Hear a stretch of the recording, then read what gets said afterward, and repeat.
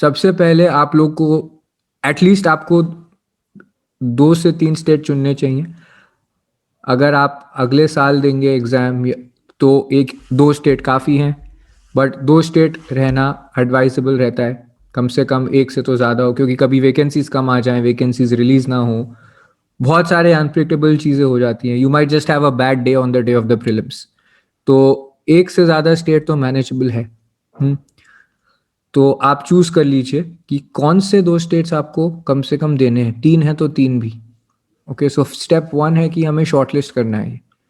Step 2 क्या रहेगा? अब हमें इन्फॉर्म तरीके से we have to prepare a integrated syllabus, सारे स्टेट्स का मिला के एक यूनिफॉर्म सिलेबस।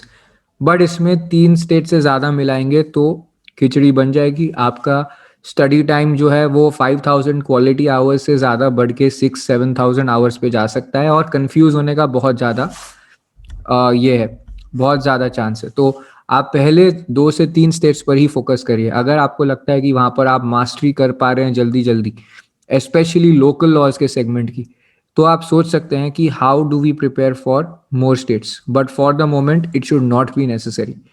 ओके, सबसे पहले now what I am going to help you with is कि हिंदी बेल्ट के कौन से स्टेट्स हैं, क्योंकि यहाँ पर आपको हिंदी या इंग्लिश लैंग्वेजेस में आपको हिंदी कॉमन रहेगी, इंग्लिश कॉमन रहेगी, ट्रांसलेशंस कराए का काम भी हो सकता है जो लैंग्वेज पेपर होता है, और बाकी नई चीज़ें आपको ऐसे समझना नहीं पड़ेगा फिर। तो लैंग्वेज वाइज हरियाणा, हिमाचल प्रदेश, दिल्ली, राजस्थान, मध्य प्रदेश, बिहार, उत्तर प्रदेश, ये हैं हिंदी बेल्ट वाले स्टेट्स। फिर रीजनल लैंग्वेजेस कौन कौन से स्टेट्स में आपको ज़रूरी हैं सीखनी, ये इंपॉर्टेंट है, क्योंकि इसके बेसिस पर आपको डिसाइड करना होगा कि वो स्टेट आप अटेम्प्ट देंगे तो रीजनल लैंग्वेज सीखेंगे, और नहीं देंगे तो नहीं सीखेंगे। एक से ज़्यादा रीजनल लैंग्वेज सीखना तो बहुत ही इनएडवाइजेबल है। In fact even one regional language you may not want to learn unless it is your home state. Home state की है तो फिर आप सीखना चाहेंगे, वरना you will not want to learn. ठीक है, तो कौन सी आपकी रीजनल लैंग्वेज हुई वो आपको चूज करना है। रीजनल लैंग्वेज स्टेट में आप कौन से स्टेट्स में, इंपॉर्टेंट स्टेट्स में ज़रूरी है? तमिलनाडु, महाराष्ट्र, वेस्ट बंगाल, केरला, आंध्र प्रदेश, गुजरात, पंजाब। ओके, तो आई वुड सजेस्ट कि आप लोग अपना नोट रखें, एक keep a note pad, keep a paper and pen and start writing this down. अब हम देखते हैं, आप इंटीग्रेटेड सिलेबस बनाएंगे राइट? तो हम पहले इंटीग्रेटेड सिलेबस को के कौन से मेन सब्जेक्ट्स हैं वो हम देखेंगे, उसके बाद हम स्टेट स्पेसिफिक कैसे जाना है वो देखेंगे, और साइड बाय साइड मैं सजेस्ट करता हूँ कि आप हमने जो कल ट्रेलो पे बनाया था प्लान, आप लोग अपना अकाउंट बना सकते हैं for free. 1 account is free on Trello. वो हमसे रिलेशन नहीं है ट्रेलो का, हमने खाली एक प्रोजेक्ट मैनेजमेंट टूल यूज़ किया है जिस पे हमने जुडिशरी की प्लानिंग का मैप आउट किया है। उसमें रिमाइंडर्स, शेड्यूल्स, स्ट्रक्चर करने का, कॉम्प्लेक्स चीज़ को बड़े सिंपल तरीके से स्ट्रक्चर किया जा सकता है, इसलिए हमने उसको यूज़ किया। क्योंकि मेरा फोकस रहा है ये दिखाने का कि कैसे हम टेक्नोलॉजी से हमारा काम सिंप्लीफाई और ऑर्गेनाइज कर सकते हैं, स्पेशली जुडिशरी, क्योंकि ये बहुत वास्ट सिलेबस का एरिया है। ठीक है, अब कौन से जनरल लॉ सब्जेक्ट्स हैं जो कॉमन है मल्टीपल स्टेट्स के लिए? 60% रफली आपका प्रेपरेशन होगा मेजर सब्जेक्ट्स पे, ये कॉमन रहेंगे हर स्टेट के लिए। लेकिन टाइप्स ऑफ क्वेश्चंस जो पूछे गए हैं वो depending on past year paper change हो सकता है। सेम स्टेट में भी एवोल्यूशन हो सकता है, and one state to another में एवोल्यूशन डिफरेंस हो सकता है।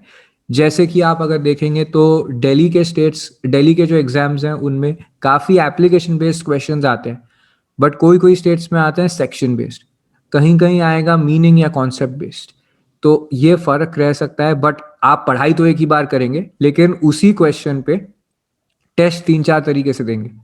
तो आपने अगर एक चैप्टर पढ़ा है, अब आपको इंश्योर करना होगा कि अगर मॉक टेस्ट दे रहे हैं उस चैप्टर पे तो क्वेश्चंस मल्टीपल स्टेट्स के अकॉर्डिंग फ्रेम्ड हो। कहीं कहीं आपको सेक्शन नंबर याद रखना इंपॉर्टेंट है, कहीं प्रोविजन का कंटेंट याद रखना इंपॉर्टेंट है, कहीं उस कंटेंट की एप्लीकेशन इन अ सिचुएशन वो याद रखना इंपॉर्टेंट है। तो ऐसे 3 तरीके से कम क्वेश्चन पूछा जाना चाहिए। मेंस के लिए क्या होता है कि कभी कभी क्वेश्चन पूछ देते हैं और आपको उस पर एक्सपैंड करना पड़ता है, तो उसके आसपास के 3-4 सेक्शन, फिर उसके एक्सेप्शन, उसके एग्जाम्पल, और अगर कोई केस लॉ होता है तो उस पर फोकस करना होता है। मेंस मेजर जितने भी सब्जेक्ट्स हैं इन सब पे हमें केस लॉ भी जानना इंपॉर्टेंट है, bare act, commentary, case law, ये सारी चीज़ें जानना बहुत इंपॉर्टेंट है। ठीक है, अब बेयर एक्ट का मतलब ये नहीं आंख बंद करके रट्टा मारना भी नहीं है, और स्पीड रीडिंग भी उसका मतलब नहीं है कि हमने जल्दी जल्दी पढ़ लिया और अब होप कर रहे हैं कि याद रहेगा, नहीं वैसे नहीं। तो हमें प्रॉपरली मेजर करके देखना होगा कि हमें याद हुआ कि नहीं। इन सब्जेक्ट्स में एक और चीज़ देखना है कि हर स्टेट में, जैसे सीआरपीसी में जरूरी नहीं है कि दिल्ली और यूपी में सेम चीज़ टेस्ट की जा रही है, इवन वेटेज वाइज हो सकता है कोई स्पेसिफिक सेक्शन ज़्यादा टेस्ट किया जा रहा है, किसी स्टेट में ट्रायल्स पे ज़्यादा फोकस है, किसी स्टेट में अरेस्ट में ज़्यादा फोकस है, किसी स्टेट में बेल पे ज़्यादा फोकस है, क्रिमिनल प्रोसीजर की बात कर रहा हूँ मैं जैसे। तो इस तरीके से हो सकता है, तो आपको उन एरियाज को, अब जैसे सीआरपीसी बड़ा सब्जेक्ट है, 511 या उससे ज़्यादा उसमें सेक्शंस है, तो 511 तो इसमें आईपीसी का अटेम्प्ट का है, but CrPC is big because 482 is quashing, right? So CRPC is big. Now you want to identify सब सिलेबस के बैरक के सारे प्रोविजंस की इमीडिएट आपकी मतलब इक्वली आप नहीं पढ़ाई कर सकते हो, हर एक चीज़ पे इक्वल फोकस नहीं दे सकते हो, कौन सी चीज़ पे ज़्यादा फोकस देना है उसके लिए आपको पास्ट ईयर्स पेपर से ढूंढ के उस प्रोविजन पे अकॉर्डिंगली फोकस करना है, ठीक है। जहाँ स्ट्रगल होता है हिंदू लॉ, मोहम्मदन लॉ में बैरक नहीं है, तो you will have to practise a lot of retention.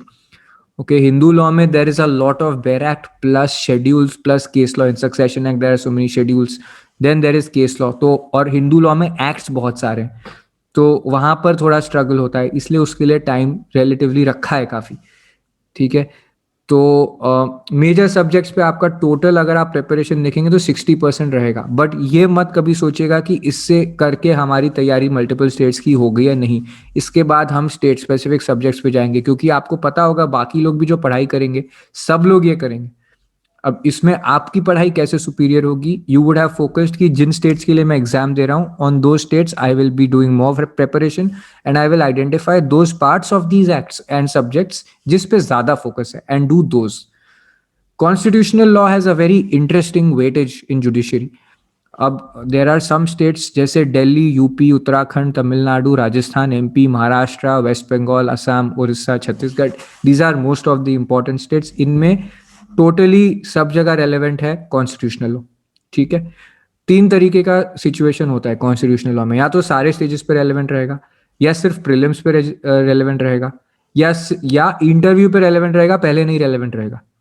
अब जो भी बात है, आप इसकी तैयारी बाद में नहीं कर सकोगे, you will not have enough time to do this preparation after prelims.